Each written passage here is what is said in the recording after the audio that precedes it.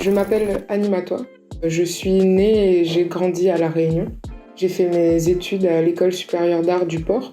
Depuis le début de mon travail, une des notions d'ailleurs assez complexes qui a traversé l'histoire de l'art aussi, mais qui traverse mon travail, c'est la représentation des corps.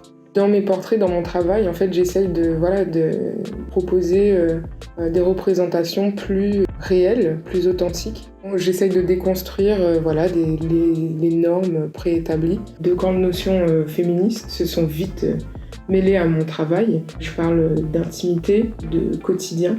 Je pars du postulat que l'intime est politique. Et aussi de tout ce qui est banal. Et je mets un point d'honneur à représenter différents vécus, différentes personnes, différents corps.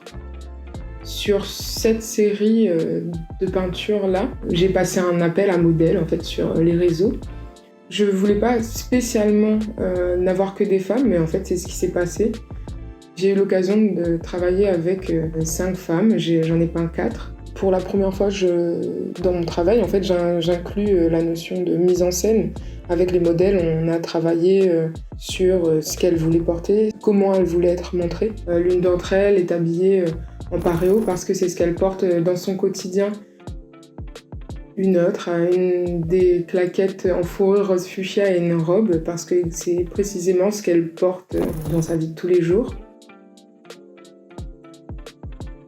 Et à chaque fois, il y a un élément qui vient se rajouter, parfois une fleur qui rajoute un peu de poésie.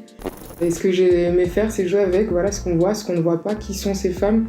La seule dont on voit réellement le visage, c'est une modèle qui est aussi artiste, qui s'appelle Emma. Ce que j'ai voulu représenter, c'était beaucoup de motifs, jouer avec ce qui est dans le champ et ce qui est hors champ. Qu'est-ce que tout ça peut raconter, quelle sensualité, quels gestes sont présents.